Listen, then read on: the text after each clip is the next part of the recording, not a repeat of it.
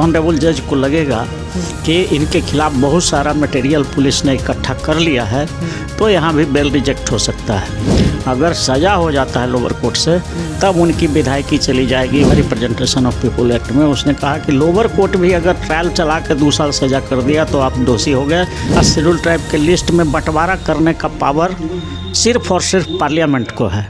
नमस्कार, मैं हूं प्रणय सिन्हा और आप देख रहे हैं सूर्य विहार। देखिए, बिहार में जो है अनंत सिंह को लेकर कुछ महीने पहले जो विवाद हुआ था वो एक नया मोड़ ले चुका है। आपको बताते चलें कि अनंत सिंह ने सिविल कोर्ट में 2 बार याचिका दायर की थी जो कि खारिज हो गई। अब अनंत सिंह जो हैं वो हाई कोर्ट की शरण में आ चुके हैं, या कहा जा सकता है कि हाई कोर्ट की शरण लेने पहुंच चुके हैं। इस पर हमारे साथ अरुण कुशवाहा जी, जो कि हाई कोर्ट के साथ साथ सुप्रीम कोर्ट के भी वकील हैं, इनसे हम बातचीत करेंगे। सर, किस तरह से देखते हैं 2 बार याचिका खारिज हो गई और अब हाई कोर्ट में शरण ली है, क्या कुछ आगे की प्रक्रिया जो है इस यहाँ से हाई कोर्ट से होनी है? देखिए, वो अभी तो अरेस्टेड हैं, जेल में हैं, तो उनका रेगुलर बेल फाइल हुआ होगा वहाँ पर डिस्ट्रिक्ट कोर्ट में। तो डिस्ट्रिक्ट जज ने वहाँ से पहले तो सीजीएम के यहाँ फाइल हुआ होगा, चीफ जुडिशियल मजिस्ट्रेट के यहाँ, जिनके यहाँ शुरुआती केस होता है, तो वहाँ रिजेक्ट हुआ।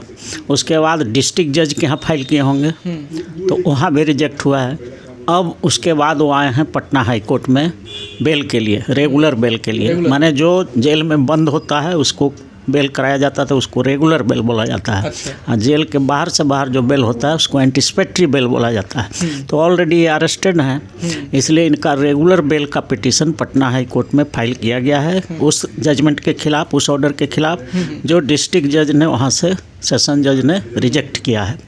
तो ये एक नॉर्मल प्रक्रिया है। बाहर ये जो हमारा CRPC है, क्रिमिनल प्रोसीड्योर कोड है, उसके सेक्शन 439 और 440 उसमें प्रोविज़न किया गया है कि हाई कोर्ट वैसे बेल के मामलों को देख सकता है जिसको डिस्ट्रिक्ट जज ने रिजेक्ट कर दिया है।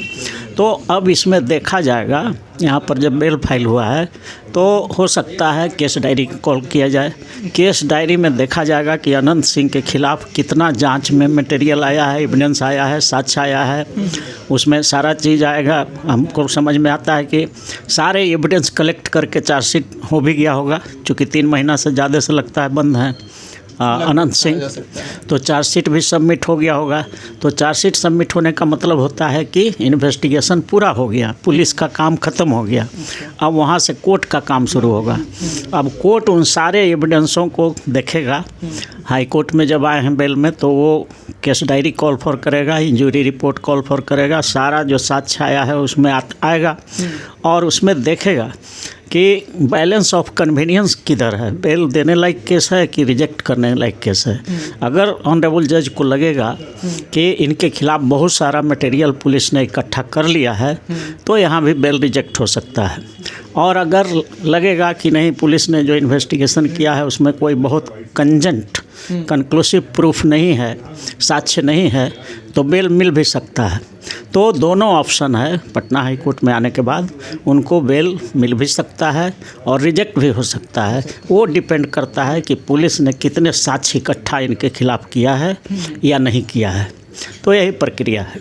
देखिए, मान लीजिए कि अगर बेल मिल जाता है तब तो वो अपना आगे का जो विधायकी का जो काम है वो कंटिन्यू करेंगे, लेकिन अगर रिजेक्ट हो जाता है तो विधायकी जाने की क्या संभावना है? संविधान के हिसाब से क्या कुछ कहता है? देखिए, भारत के संविधान से ये नहीं तय होता है, ये तय होता है पीपुल रिप्रेजेंटेशन एक्ट है भारत का, जिसका सेक्शन 8 है।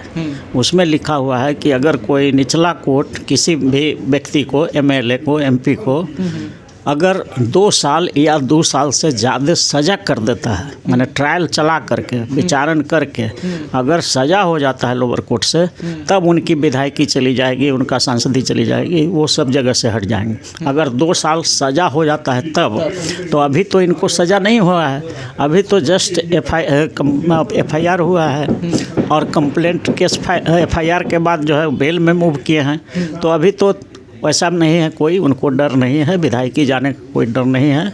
यहाँ बेल मिले या सुप्रीम कोर्ट में मिले, कहीं ना कहीं अगर साक्ष्य नहीं होगा तो बेल मिलेगा और बेल पर रहेंगे। लेकिन अगर स्पीडी ट्रायल चला के, एक आप जानते भी हैं कि एक कोर्ट बना हुआ है, MP MLA कोर्ट है जो नेताओं का देखता है केस, तो उसमें अगर स्पीडी ट्रायल चला करके 6 महीना में, साल भर में अगर 2 साल सज़ा इनको कर दिया जाएगा तो फिर ये विधायक नहीं बन पाएंगे, शपथ नहीं ले पाएंगे और इनका जो है विधायकी अगर है भी तो चुने हुए हैं तो भी चली जाएगी।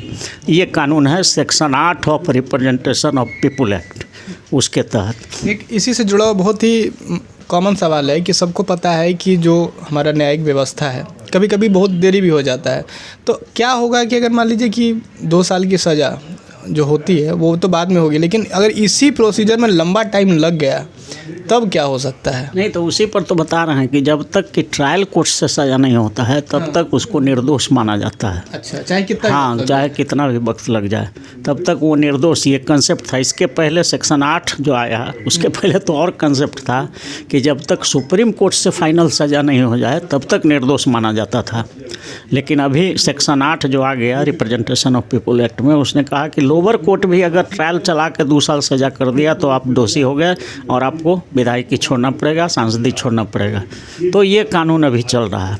तो अगर ट्रायल में सज़ा होगा तब हटेंगे, इसमें बेल रिजेक्ट होने से नहीं हटेंगे। इसमें 3 साल भी रह गए, बेल अभी नहीं हुआ है, अब ट्रायल अगर वो नहीं कंक्लूड करके सज़ा नहीं हुआ है तो ये विधायक बन सकते हैं। हाँ, ओथ ले सकते हैं, सब हो सकता है। एक और मुद्दा जो है, सुप्रीम कोर्ट में एक याचिका दायर हुई है कि SC ST को लेकर जो है कि उनके जो भी वरीय अधिकारी हैं उनके बच्चों को आरक्षण नहीं मिलना चाहिए। क्या कुछ पूरा मामला है और इस पर आप किस तरह से देखते हैं? देखिए, ये जो किसी ने याचिका दायर किया है वो भारत के संविधान के आर्टिकल 341 और 342, 341 शेड्यूल कास्ट के लिए है और 342 शेड्यूल ट्राइब के लिए है। तो ये पावर कि किस शेड्यूल कास्ट और शेड्यूल ट्राइब में कौन, इसका क्लासिफिकेशन माने शेड्यूल कास्ट शेड्यूल ट्राइब के लिस्ट में बंटवारा करने का पावर सिर्फ और सिर्फ पार्लियामेंट को है और ऊपर से प्रेसिडेंशियल ऑर्डर से होगा। इसमें किसी न्यायालय का या किसी का ऐसा कुछ हस्तक्षेप का, संविधान का जो आर्टिकल 341(2) है और 342(2) है उसमें ऐसा प्रोविज़न किया गया है कि किसी भी कास्ट में क्लासिफिकेशन सिर्फ और सिर्फ पार्लियामेंट कर सकती है। इसलिए अगर रीट फाइल किया गया है किसी के द्वारा तो वो असंवैधानिक है। हमको लगता है कि नोटिस वोटिस किया गया है, सुनवाई हो सकती है, क्रीमी लेयर SC ST में लगाया जाना चाहिए कि नहीं लगाया जाना चाहिए। लेकिन ये क्रीमी लेयर लगाया जाना हमारे समझ से अकॉर्डिंग टू मी वो असंवैधानिक होगा, क्योंकि भारत के संविधान में कहीं भी आर्थिक आधार पर आरक्षण का कोई जिक्र नहीं है। आरक्षण का 3 ही आधार है, जिसमें पहला आधार है कि जिसका प्रतिनिधित्व पर्याप्त नहीं हो सरकारी नौकरियों में उसको आरक्षण मिलता है, माने जिसका रिप्रेजेंटेशन कम है। दूसरा है जो सामाजिक रूप से जो समाज पिछड़ा हुआ है, माने जिसको नीच देखा जाता है, छूत अछूत माना जाता है, जिसको कमज़ोर माना जाता है, तो उसको उस समाज को आरक्षण देना है। और तीसरा जिस शैक्षणिक रूप से पिछड़ा हुआ है।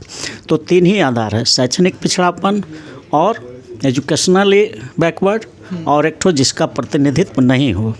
तो ये तीनों अभी भी जारी है शेड्यूल कास्ट शेड्यूल ट्राइब में। प्रधानमंत्री, ये राष्ट्रपति भी जाते हैं कोई मंदिर में तो मंदिर को धुलाया जाता है। तो सामाजिक पिछड़ापन तो आज भी है राष्ट्रपति होने के बाद भी। यही chief justice of India Gavai साहब कहीं प्रोटोकॉल नहीं मिला था मुंबई में, शेड्यूल कास्ट समझ करके इनको लोग नहीं ये किया था, जूता तक फेंका गया इन पर। तो अभी भी सामाजिक पिछड़ापन है SC ST में, शैक्षणिक भी पिछड़ापन है, शैक्षणिक रूप से बहुत कमज़ोर है ये लोग SC ST वाले, और इनका प्रतिनिधित्व भी अभी सब जगह नहीं है सरकारी नौकरी। सुप्रीम कोर्ट हाई कोर्ट में तो नगण्य है। तो इसलिए अभी इसमें क्लासिफिकेशन किया जाना वो भी आर्थिक आधार पर, ये बाबा साहब के संविधान का बिल्कुल अपमान होगा, क्योंकि बाबा साहब ने उस समय भी कहा था कि आर्थिक आधार पर आरक्षण कर दोगे तो ये सर्टिफिकेट का खेल हो जाएगा, जो कम आय प्रमाण पत्र का ले आएगा बनवा करके उसी को आरक्षण मिलेगा। सवर्न क्लास के लोग BDO हैं, CO हैं, DM हैं, कलेक्टर हैं, उनके पास पैसा भी है, वो इन्फ्लुएंस करके भी सर्टिफिकेट बना लेंगे सालाना 50,000 का। SC ST OBC को न उसका DO है, न SDO है, न DM है, उसका बन जाएगा 51,000 का। तो 50,000 वाला कहेगा हमारे कम इनकम है, हम ही को दे दीजिए। इसीलिए बाबा साहब ने आर्थिक आधार पर आरक्षण को नहीं कहा था कि आर्थिक आधार पर कर दोगे तो उस दौड़ में हमारा जो SC ST OBC है पिछड़ जाएगा, कम आय का प्रमाण पत्र बन जाएगा और ज़्यादा का बन जाएगा, इसका असवर्ण का कम का बन जाएगा, तो सारा आरक्षण वही एक कागज़ का टुकड़ा का खेल हो जाएगा। इसीलिए उन्होंने कहा था जो सामाजिक रूप से पिछड़ा है, जो शैक्षणिक रूप से पिछड़ा है और जिसका प्रतिनिधित्व कम है, नगण्य है, उसको देना है। तो इस तरह से 3 क्राइटेरिया था। ये चौथा जो आर्थिक आधार लाया जा रहा है, ये आरक्षण को ख़त्म करने की एक साजिश है। इसको हम लोग पूरा विरोध करते हैं, ऐसा नहीं होना चाहिए।